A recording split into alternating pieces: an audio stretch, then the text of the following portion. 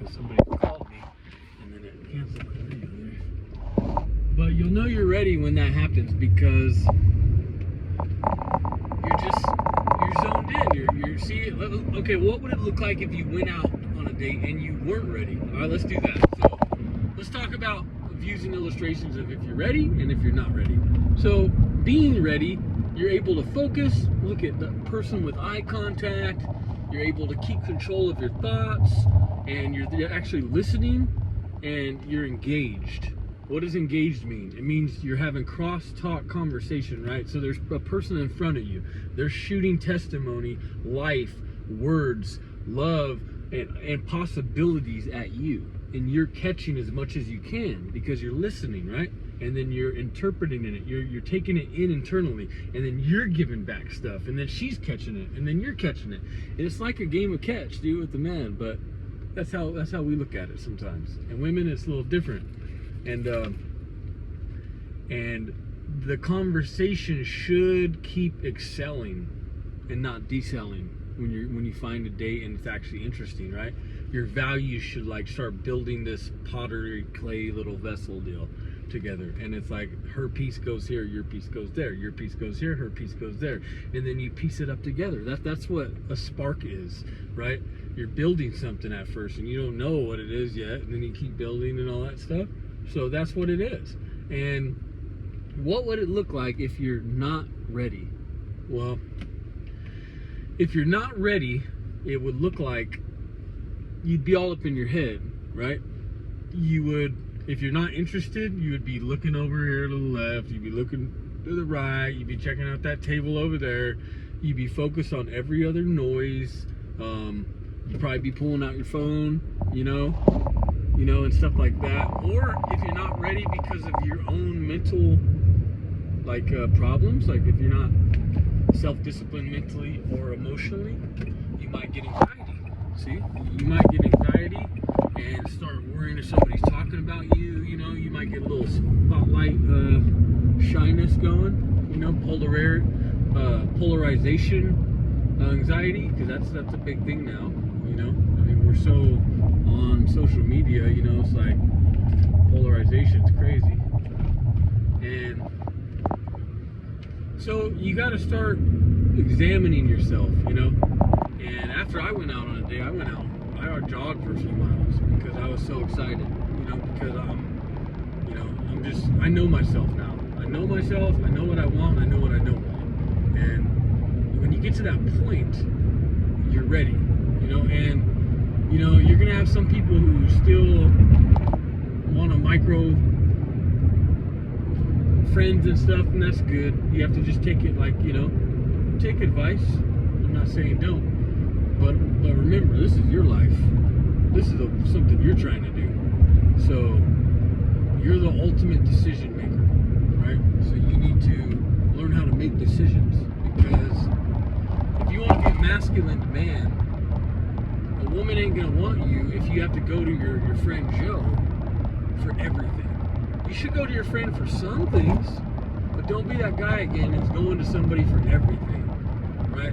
You don't listen to a pastor to go to him for every single thing of your life.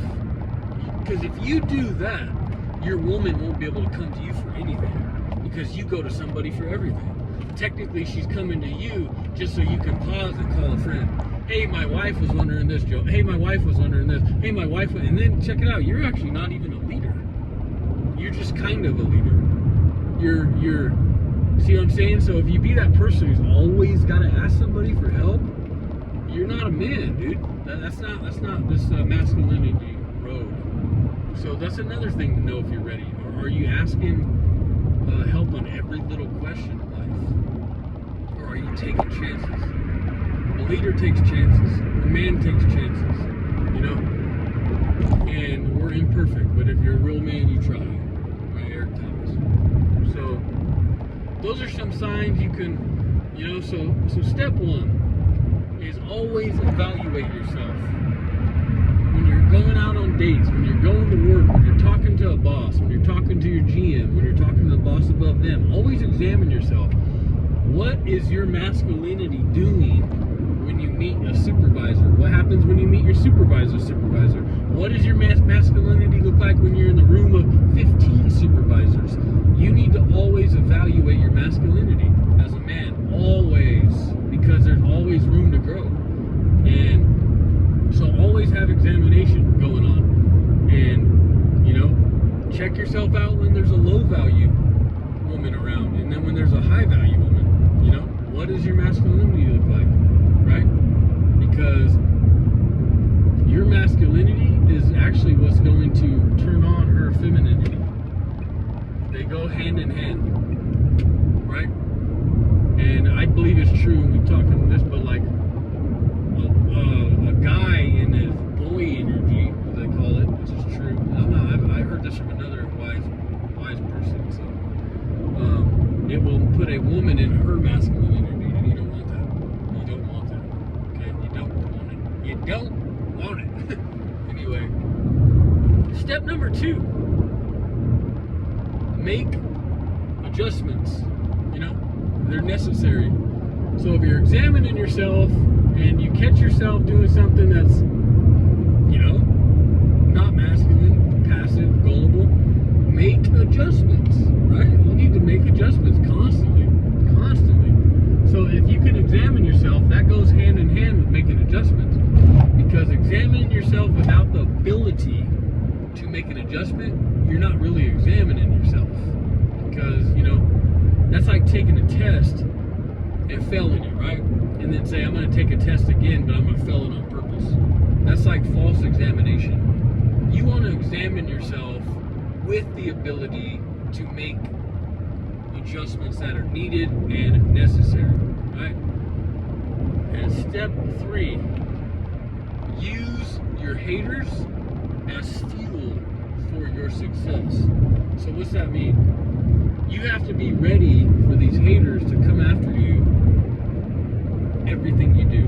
Like every time I succeed at something, I'm prepared for the opposite to come at me on the battlefield, like Gladiator. You have to be ready for criticism. You have to be ready for mocking. You have to be ready for scoffing. You have to learn how to use that as fuel every time, or else it's going to make you mad, right? If you don't know how to you look at your enemies as like a free gas pump that's filling up your car, it's gonna fill you up of something, you know.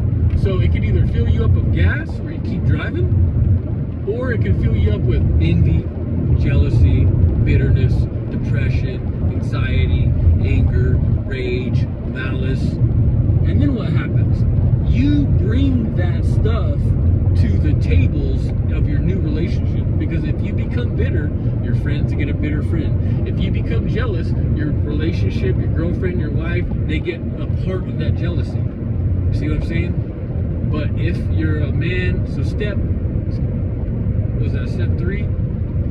Learn how to use that as fuel. And then the last one today is step 4. Don't forget steps 1, 2, and 3. Because if you forget those steps, you'll start going backwards, right? So if you're always examining yourself, and that's even with haters around, and you're always have the ability to make adjustments, and then you're always using negative as fuel for positive, right? Because you're a positive person now, you're a positive man, you're a new man, you're not the same man. So you have the power now, self-control, mindset, tenacity, strength, courage, to use everything for your good, right? And when you get to that point, you're mature.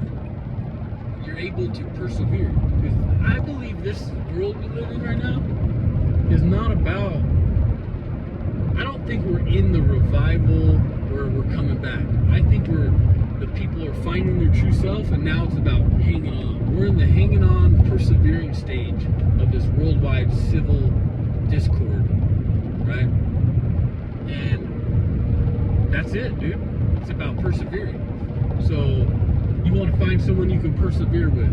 You want to examine yourself. You want to be able to be a man in the arena. And the arena's a tough life. It's not easy, man. It's not Chuck E. Cheese down here. I say that a lot. I heard it once from another person, and I'm saying it too. It's not Chuck E. Cheese. You know? And so remember those steps today, and trust me, guys, if I can do it, you can. your insecure bitch out there and start living a little bit. Because if I can, you can. You know, I'm the most belittled man on earth by my family, my mother, my father, my brothers. I mean, God has made me new, man. And so if I can go through what I went through by these women, by myself, putting myself in these positions, you can too, man. You can too. I mean, just look at what's said about me on the airwaves, on the frequencies, on the news channels, the riddles, the games, the snares, the traps. If I can do it, so can you, dude. You can go out there and be this sharpened, masculine, driven guy, man, right? What's holding you back? You are holding you back. What was holding me back? I was, right? And you just have to go back out there, dude. And if you're married, try it, dude. Even do this in your marriage. And don't even tell your wife about it. Sometimes when you're men like us, this is a bonus one men like us feel like, guess what? I prayed this, and sometimes you don't need to do that. Let them feel you, not hear you. Okay? When you're coming into your masculine, you are now heading into, they're going to be turned on and pursuing you because they feel you now, not because they hear you. We used to be men where always women got to hear us. Oh, I love you 50 million times a day. Or, you feel like they're going to love you because all those words you speak. No, let them feel you, bro. Let them feel you this time around. Right? And that's what it's all about. So that's a bonus one there for a woman. And if you're like me, you can relate. You're like, yeah, I'm that sissified, gullible guy. I feel like I gotta tell her everything. And, those men, women can't feel anything, right? They should be drawn to the masculine energy pumping in us. That's what God wired us to be like. And if you're a submissive man, more power to you. This channel ain't gonna help you, but whatever. It's be who you want to be. God's, that's how he rolls too. So, that's another thing. So if you like this channel, please hit the thumbs up button and please share this with your friends. And if you're a woman, this isn't really for women, but if you like this philosophy, go ahead and attach to it. And or if you're man, if you knew a man who was a man and then he went away, and you look at my life and my struggle, my pain, my testimony, you're like, dang, I wish my man would turn it around or something. Share these videos with them, but don't say it in a way to where you're belittling your guy. A lot of you women need to stop that crap. It's a bunch of shit. You're supposed to be a crown to your husband's head. No matter if he went passive on you, you need to be better as well. Some of you women are just freaking bad. So anyways, that's the truth. So if you like this, please subscribe, hit the bell button, thumbs up, share this on Facebook. My mission is to help as many men who are like me to find their mojo, like Austin Powers. So that's where it's at, and all of you women, right now, if you're with the insecure man, you'd be like, yeah, my man's a little insecure, But figure out a way to get creative with it, instead of going and finding you a masculine man that you shouldn't be hanging out with. You shouldn't be hanging out with. So quit doing it. And be right. And that's it for today. Later.